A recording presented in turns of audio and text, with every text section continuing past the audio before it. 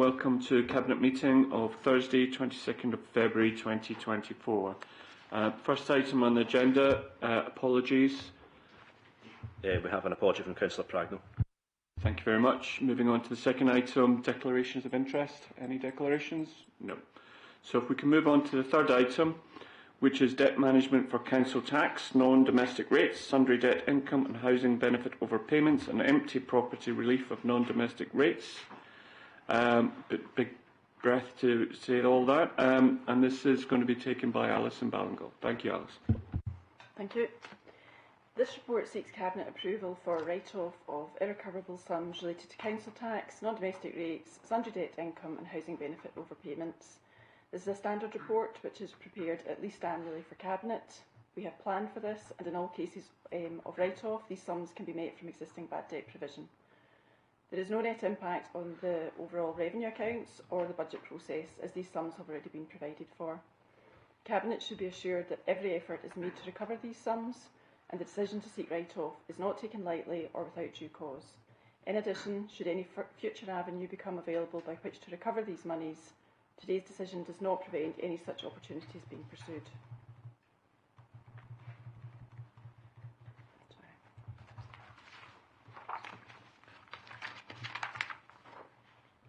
This report also asks Cabinet's approval to continue the current policy on empty relief for non-domestic property, which includes no change for listed buildings, as it was identified that any change to the relief may have an adverse impact on the local area. It is recommended that Cabinet approves the write-off of the following sums, totalling up to £594,510 and 43 without prejudice to subsequent recovery procedure. Council tax arrears totalling up to £356,839. Non-domestic rates arrears totalling up to £129,670 and 68. Sundry debt income totalling up to £37,603 and 34. And housing benefit overpayments totalling up to £70,436 and 2. Also note that the write-off of these sums will have no net impact on the Council's accounts, as provision has been made for the debt in full in previous years. Note that water and sewerage charges totalling up to £122,703 and 32 are also being written off in discussion with Scottish Water, and approves the continuation of the current policy for empty property relief for non-domestic rate properties. I'm happy to take any questions. Thank you very much, Alison. Any questions? Councillor Anderson. Thank you, Leader. It's just for clarity, really, from a non-finance type perspective, that ultimately the figures look significant, but actually this is money that potentially we've never seen, and also because of is it paragraph 3 where it talks about the bad debt provision, we anticipated we wouldn't actually see it, so it's had no impact on any services or anything that the council delivers. It's just that some people might be concerned if they see that kind of figure, and it's also very old debt, a large chunk of it. Am I correct in interpreting that way? Yes, I mean, that's correct. I mean, the majority of the debt that's been written off here today, we've anticipated that we wouldn't receive it. A lot of it is more than 20 years old, especially on the council tax side. It's also in situations where people have been sequestrated or they're bankrupt, which means that we simply cannot recover that debt. And I think, as I've pointed out in the summary there, but also in the report, it has all been provided for because we anticipated some of these challenges. We cannot collect 100% of all debt. We do aim to achieve that, but the reality is that we cannot do that. So we always anticipate it and always provide against the non-collection of some small amounts of debt. Thank you. Yeah, just so it's a perception thing. It's just that it had no impact, and it's been taken care of, and it's not actually money, that we had access to because it's something we anticipated. Yeah. Yeah, there'll be no impact to services on the back of this. And also it's important to note that we do have one of the highest collection rates of council tax in Scotland, and we do continue to collect beyond the financial year end every year as well as part of our procedures, so I wouldn't be concerned. Thanks. Thank you. Councillor Devon, did you want to come in? No. Alison, thank you very much for this report. It's very much an operating report because, as you've stated in the report, in terms of our bad debt provision, it's impossible to collect 100% in any organisation. That is taken into account in our budget planning, so there's no net impact on the finances of the council. But obviously, we will do everything we can to collect all the monies we've got, and that's very clear from the report and how you approach that. A couple of very specific questions to clarify.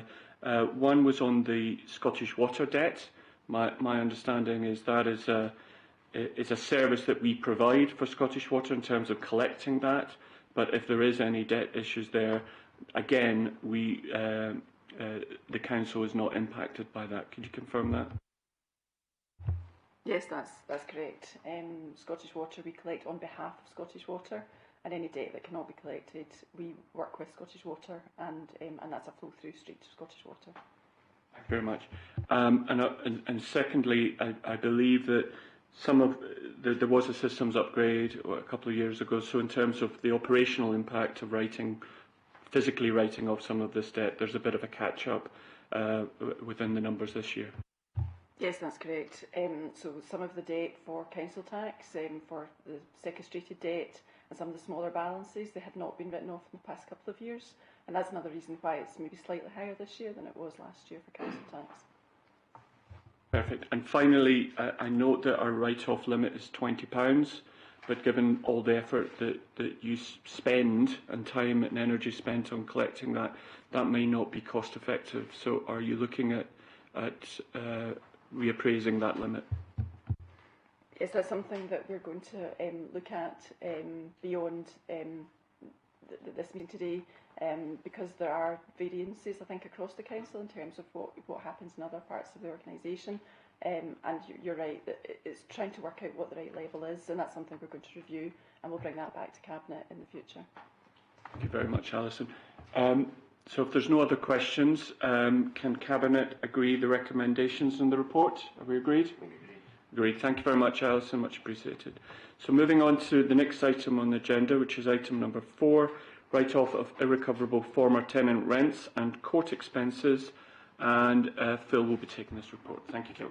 Thank you.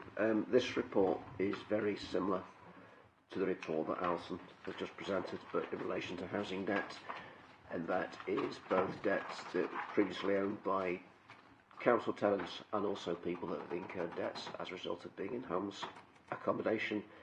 Again, this is a report which comes to Cabinet at least once a year.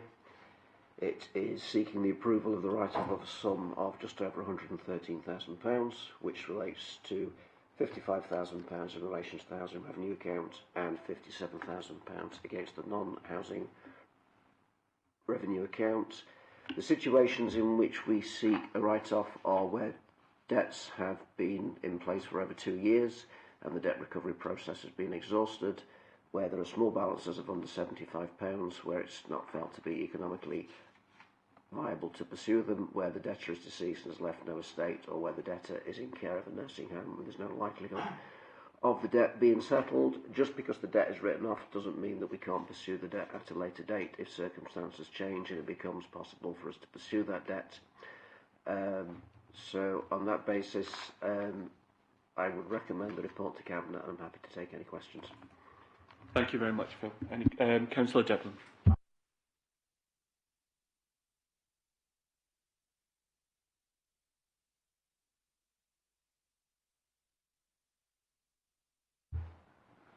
Just a question in the homeless situation where a family goes into bed and breakfast or short stay accommodation. Now, correct me if I'm right or wrong, I think it's about £100 a night for bed and breakfast accommodation, and where short stay properties are roughly about £500–600 a month. Am I right in saying that? I don't think so. Bed and breakfast accommodation the cost of that can depend upon the individual establishment. Yeah. And an average. Yes, and in terms of short stay accommodation, we have a variety of accommodation where the rents can be slightly different. If a person is moving into homeless accommodation, we have a duty to provide accommodation to them. We then undertake an assessment of their ability to pay. They have an entitlement to make a claim housing benefit, but what we don't do is turn people away for temporary accommodation. No, I understand that and agree with you wholeheartedly, but the point I'm making here is bed and breakfast accommodation is totally unaffordable from the start. I mean, when you've got a family, it's in temporary accommodation, basically bed and breakfast, they're accumulating a bill of £700 a week in certain circumstances. So that's £700, the vast majority of that's going to end up as a debt because the tenant can't afford to pay that back. And it's the same with short stay accommodation. It's totally unaffordable, but we've got to charge that. And a lot of this write-off of this debt is part of that. Yes, Right. yes, that is correct. I mean, the provision of temporary accommodation is expensive. There's a lot of costs involved, which can mean that unless we have additional subsidy available to us, then we need to raise income or via charging a rental. Not all households are in a position to pay that, so debts will accumulate. We're extremely sensitive and careful about how we pursue that, because whilst on the one hand we need to maximise the income of the council, we need to be sensitive to the personal circumstances of individual households, so we deal with that in an extremely sensitive manner. We do as much as we can to encourage people to make applications for housing benefit, which means that we can subsidise the cost of that accommodation at no cost to the individual household, but there will be occasions where debts can be incurred and they won't be pursued. Yeah, I've got to write them off. Is there any grants available from the Scottish Government? Are they giving us anything to offset that? Yes, we receive annual grants from Scottish Government to pay towards the provision of temporary accommodation. That's already included within our budget provision. Yeah. Is that a lot? I mean, does it cover it? No. No. Thanks. Thanks, Councillor Devlin. Any other questions? Just one question from me, and it's Section 12, Finance and Efficiency, and the write-off represents about 0.4% of the total. That seems pretty low, and how does that compare to other councils? Okay, so in terms of rent arrears, our performance is above the Scottish average in terms of the collection of rent arrears, and the annual return on the charter is reported to Cabinet every year. I think that report came a couple of months ago, and we made the point at the time that our performance in relation to collection of rent arrears is above the Scottish average. We're actually currently in the process of trying to benchmark how we perform in relation to write-off, because that information isn't automatically published by the Scottish Government or the Scottish Housing Regulator in an easily accessible format. So currently, at the moment, we are both looking at how we benchmark in relation to write-off levels. We're also analysing the characteristics of the people for whom we have written off debt, whether they have any particular shared characteristics which might be able to assist us in improving the efficiency of our collection levels, whether there are any areas of the process that we need to improve. Thanks very much, Phil. And as you stated at the start, this is provided for in our budgets and has no net impact on the housing revenue account. So with that, are we happy to agree the recommendations in this paper? Thank you very much, Phil and Suzanne. Thank you. So moving on to the next item on the agenda is item number 5, publication of Get to Zero Action Plan. And Erica will be taking this. Thank you, Erica. Good morning. So this morning we are seeking approval of the Get to Zero Action Plan, which shows how the Council will make progress towards the net zero carbon emissions target in 2045. The plan is a high-level plan which covers a 21-year period and considers how the Council will reduce its own emissions, support reductions in community or area-wide emissions, so that's transport and how we heat and power our homes and businesses, and also how we can work in partnership with our communities to adapt to an already changing climate. It's noted at paragraph 4 that this isn't the first time that members have seen the Get to Zero Action Plan. A draft version was shared at Cabinet in May last year. prior to public consultation, and this took place over May and June. Following this, a related environmental report was finalised, and that was a requirement of the statutory strategic environment assessment process. In short, minor changes were required as a result of the consultation, and these are detailed at paragraph 11. They can be summarised as a clarification on how the Council's own emissions relate to overall emissions for the whole area, and also an update to the chapter on measures to track progress and show the impacts of climate climate action taken.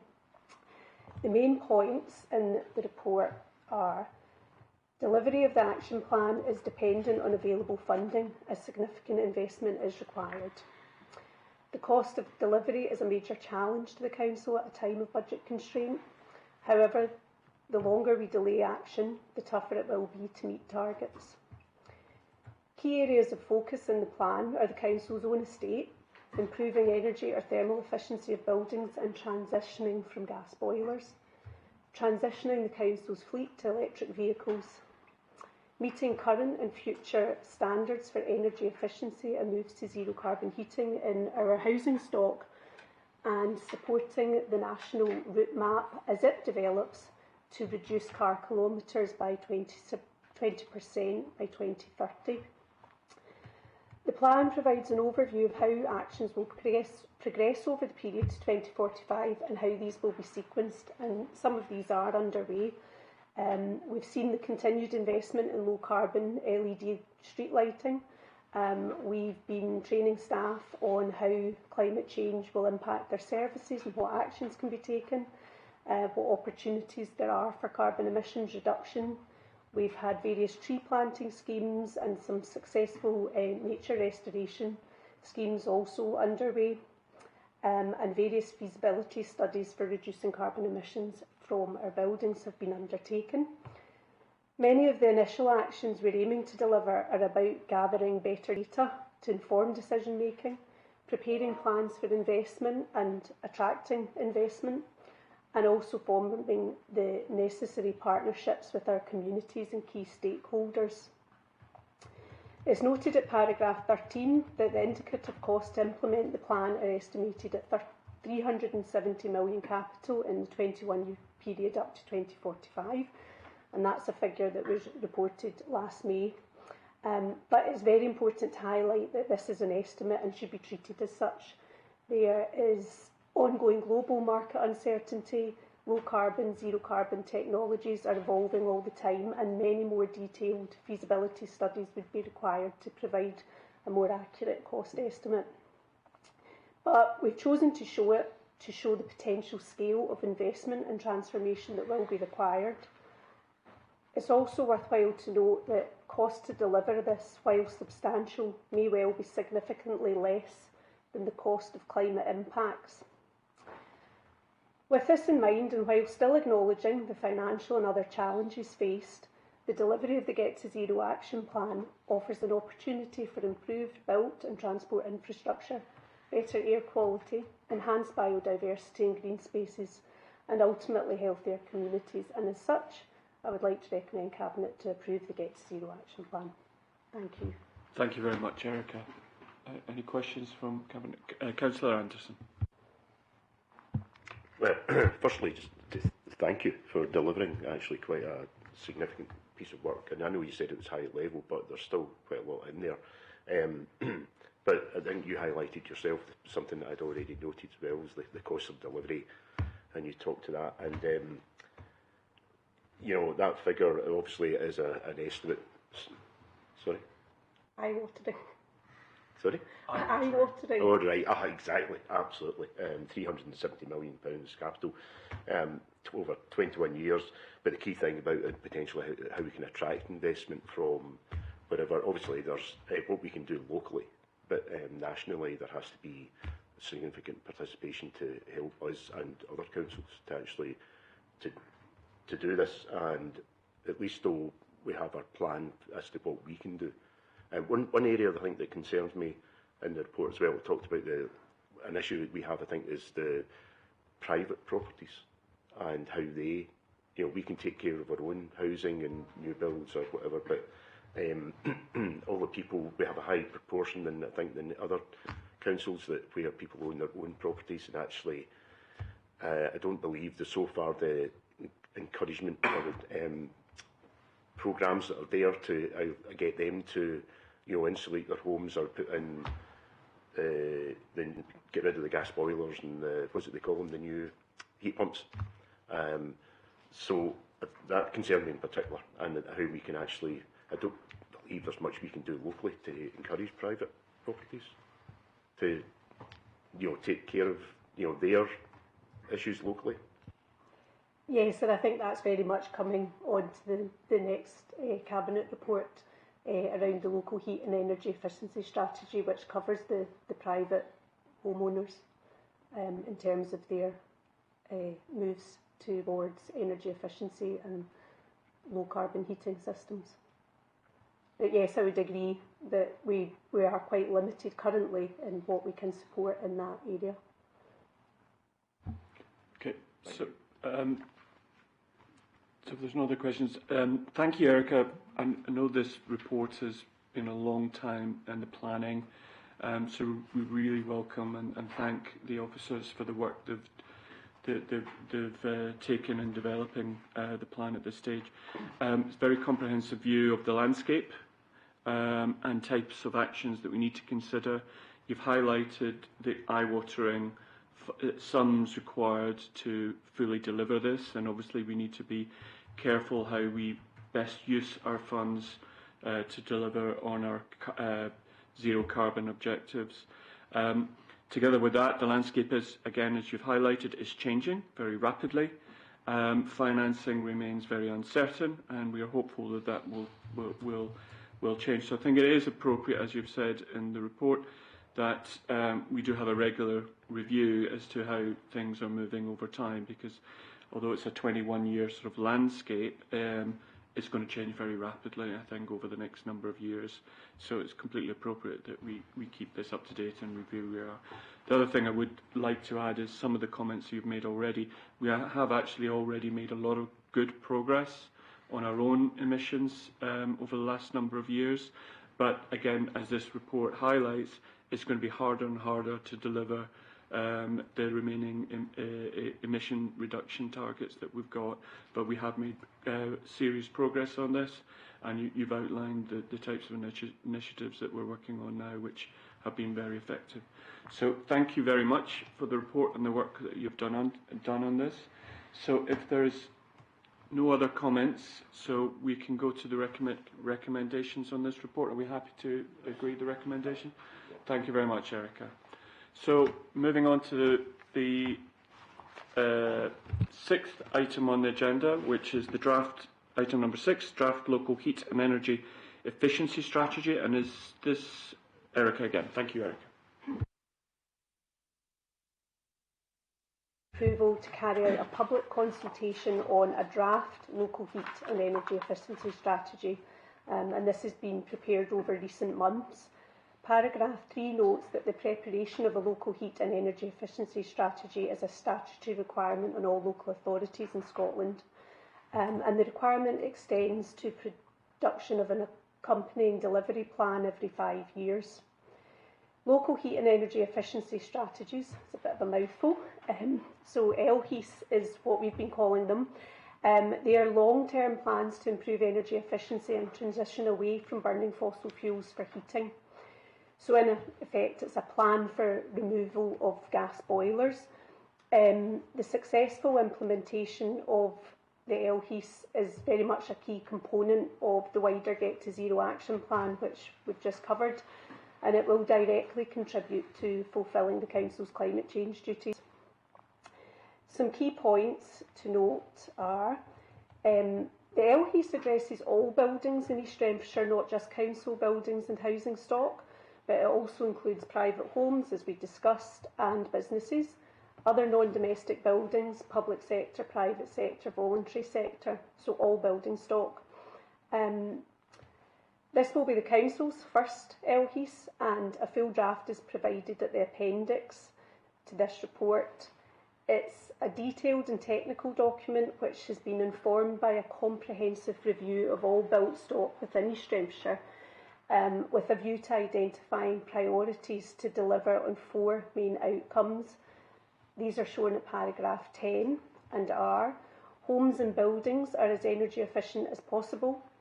Heat solutions are delivered to contribute to net zero targets and tackle fuel poverty. That the Council secures investment and grant funding to deliver what is needed and supports property owners to improve heating solutions. Using the data on buildings that we gathered and with these outcomes in mind, the first LHEAS has identified 6 areas for priority action, and these are detailed at paragraph 11. In summary, these are: assessing the potential for heat network zones and for ground source heat pumps in socially rented properties, increasing levels of cavity wall insulation in the private sector, and also improving the uptake of the Scottish Government's Energy Efficient Scotland area-based scheme money and other grant funding available to property owners. And tying in with what is outlined in the Get to Zero Action Plan, the opportunity within our own estate to reduce emissions through investment in energy efficiency measures and zero carbon heating systems. And finally, the LHEAS identifies the role that solar PV can play in reducing emissions.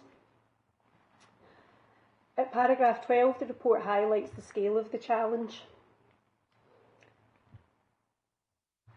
noting that in the next 20 years, nearly all out of approximately 42,000 properties in the area would require improvements of some description, and the cost to the council and private property owners is potentially enormous.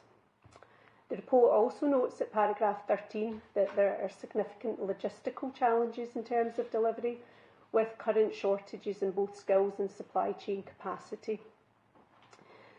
Paragraph 14 to 16 outlines our next steps in terms of a 6-week consultation, followed by incorporation of feedback from key partners and stakeholders as well as the public, with a view to publishing a finalised LHEAS and 5-year delivery plan in coming months, which we would return to Cabinet with.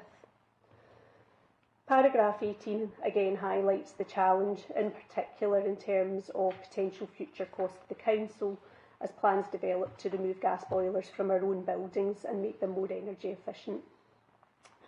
So to conclude, I would reiterate that the production of an LHEAS is a statutory requirement and would recommend that the Cabinet note the contents of the LHEAS and provide approval to publish for public consultation. I'm happy to take any questions. Thanks. Thank you very much, Erica. Any questions from here? Councillor Devlin. The front page is Aldray Scott, sorry. Erica. Sorry. The front page of obviously your leaflet's Algrestone Road, and that's probably some of our most modern new builds. How efficient are they? Say houses, but how more efficient are they to say houses were built in Palmont up in Eaglesham 15 years ago? Are they a lot more advanced when it comes to being energy efficient? That's a difficult question. So the houses at Balgrestone are more energy efficient than the ones that were built at Polnoon and Eaglesham, maybe 5 or 6 years. Bear in mind there's always a kind of gestation period when building houses. So if the ones in Balgrestone were delivered 12 months ago, they were probably in the design stage 2 or 3 years ago. So each year that we build houses, we will see them becoming more and more efficient. In relation to social housing, the Scottish Government have just introduced a consultation called the Scottish Housing Net Zero Standard, which will give energy efficiency levels for both existing and new housing. So, for example, any property that will be receiving planning permission from any social housing property from April 2024 won't be able to have a gas boiler in it. So as new properties are built, they're becoming more and more efficient. And I think in relation to energy efficiency, the challenge probably relates more to existing properties than to new build properties. It's not that technically difficult to build a new house that is net zero in its energy consumption. The challenge is more retrofitting existing properties. One of the points I'm making there is when you look at the future project we've got on the go, Blackburn Square. I mean, correct me if I'm right or wrong, that's going to be one of the most energy efficient homes probably will be built in the next 3 to 4 years. Basically, we're the driving force behind the East Renfrewshire Council to try and get to net zero. Am I right in saying that? Yes, that's correct. Just to remind Cabinet, we have a piece of land at Blackburn Square in Ockenbach, which was formerly the site of a community centre, and that lands on the Housing Revenue account, and working in partnership with Boyd Housing Association, we're looking at exploring new technologies as to how we can deliver net zero social housing. Councillor Anderson. Recently had conversations at an event and actually discussed the options. We're looking at heat pumps primarily, but there's a lot of talk about hydrogen and as a potential way of, actually, should we be doing this or considering other options that may actually come along that are better? Gas boilers are being sold currently as being hydrogen ready, but I do believe it's not necessarily a proven technology as yet, and as such the 2024 building assessment regulations have actually said that they are not included when people upgrade or implement new systems into their properties. So it's very much a question mark there at the moment, but not considered to be a net zero option because obviously they're still utilising a percentage of natural gas, so contributing to carbon emissions. Yeah, I also heard as well that the potential was there to actually use the existing gas distribution network to then distribute hydrogen. Yes, and there are some pilot projects underway, but there's no conclusive findings on those as yet. So something we might review in future, actually, as we review the plans. Yeah. Yes, potentially. Yeah, I think what Councillor Anderson has sort of highlighted is the complex nature of home heating and the complexities for our residents and understanding what choices to make in terms of getting their homes to net zero, and this is evolving again quite quickly, but does cause confusion and probably some hesitancy in residents making decisions, which is not helpful, frankly. Just on the report itself, really welcome this report. It's clear that there's been an awful lot of analysis done on, again, the landscape throughout East Renfrewshire, which is very helpful. So that gives us an indication of the scale of the challenge, types of properties we have, and how difficult that's going to be. You flagged again the financial pressures, and this is more than eye-watering. In Section 12, it's 10.7 billion. Right, so this isn't going to happen overnight, and there'll need to be alternative, cheaper means of providing some of these solutions being provided over time. Very specific question on the heat pumps. There was a comment in Section 8.6, and this sort of surprised me in saying that up to 39% of properties meet the criteria to be suitable for heat pumps now. That seemed very high given the scale of the problems that we've got with homes in East Renfrewshire. Any thoughts on that? I believe that would be in conjunction with other energy efficiency measures in order for those air source heat pumps to be effective. So yes, I think it's alluding to that. So it's not in isolation that would solve the problem. There would need to be other energy efficiency measures, yes, such as insulation. And it should be noted that those measures are also costly, over and above the installation of an air source heat pump. Okay, thanks very much, Erica. So huge challenges ahead in terms of delivering this, but at least we've got a good landscape of what is out there in East Renfrewshire. and know the sort of key areas to target. So that's very helpful. Could you confirm when you will be coming back to Cabinet in terms of the delivery plan? What's the expectations on that? So following approval today, we will embark on a 6-week consultation. We've already been speaking to some of our sort of key stakeholders, so that's the energy networks, gas distribution network. We will incorporate feedback thereafter. I would imagine we'll be coming back to you before the summer recess. Thank you. I didn't want to push on that, but I thought it would be pre-recess rather than post, so that's helpful to know. Thank you very much. So if we're happy with that, with the recommendations, are we agreed? Thank you very much, Erica, much appreciated. So moving on to the final item on the agenda, which is item number 7, NEC Housing, proposed variation of contract. And Suzanne will be taking this paper. Thank you, Suzanne. Thank you. Cabinet are asked to approve a variation to the Replacement Housing Services IT contract with NEC Software Solutions. The variation is required to extend supplier project management time to complete the project. In 2019, East Lanarkshire Council awarded a contract to NEC Software Solutions. NEC Housing is an improved system that supports all key service areas and has a capacity to substantially transform the way services are delivered. The contract was initially awarded for just under £566,000. This included capital and revenue costs for a 7-year period. Cabinet approved a variation in September 2022 to extend the scope of the project and improve online services. The approved contract value was raised to just under £627,000. Given the complexity of the project, it was split into a number of phases. The first phase of the project targeted the placement of existing functionalities. The new system provides enhanced digital processes for housing applications, rent collection, repairs and estate management. The future phases of the project are based on improved digital access for both housing officers and our customers, and this will be delivered in via further 2 phases.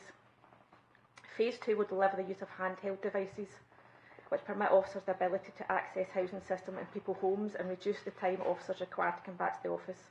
Phase 2 will also deliver the ability for customers to self-serve, i.e. access their housing applications, rent accounts, out with office hours. This is scheduled to be completed in March 2024. Phase 3 will deliver additional self-serve functionality, allowing customers to raise repairs and view repairs history, and additional functionality to allow case management of private sector properties, capital works planning and improving efficiency through workflow systems. The implementation of Phase 1 of this project was very resource intensive, and key officers were required to both support delivery of the project and continue to deliver key frontline services. The implementation of the second and third phases were expected to take 6 months when the original contract was agreed. However, this would require the same level of resources required in Phase 1. A review of this project determined that these future phases should be undertaken over a longer period of time to minimise the impact on frontline services. The total additional cost for this project management out of our support required for an IT provider to complete the project is £76,000. Contract standing orders apply in this situation as the amount of the variation is greater than 10% of the original contract value. Cabinet are asked to note that the capital costs associated with development will be met by housing HRA capital funding. Thereafter, ongoing revenue costs will be met by housing services revenue funding. The implementation of NEC Housing is an exciting programme of change within housing services that aims to improve and increase our digital capabilities and to enhance the customer journey for those accessing our services. The requested variation is essential to deliver the full functionality of the system and derive full benefits from the technology.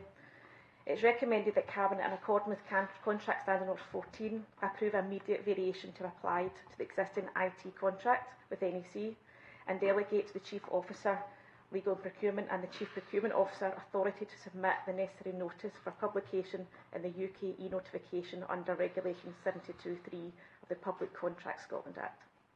Thank you. Thank you very much, Suzanne. Councillor Anderson. Thank you, Leader. So, just to clarify, so this has happened before and we've been asked to do so again. And I totally agree that actually, and I've read about the software and it's clearly the best software for the housing to actually to have it, and it'll move a lot of things forward, especially obviously Phase 2 where housing officers don't have to travel back and forward, handheld devices, etc. Just concerned though that well, there's 2 things that we won't be back here again, hopefully, in this. But Phase 2 is now due to finish after Phase 3 has started. Given internal you know, potentially the housing officers have the constraints and having the time? Is it wise possibly to do that? Is it possibly better, or is there a reason for that?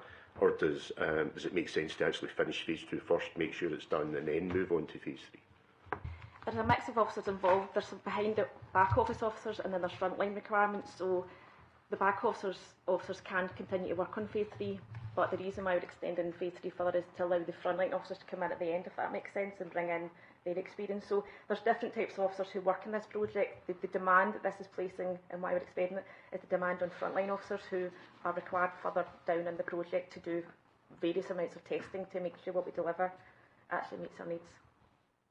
You think that the overlap is actually intentional then? It's Yes. to actually help them to work together? Okay, right, fair enough. Okay, fine.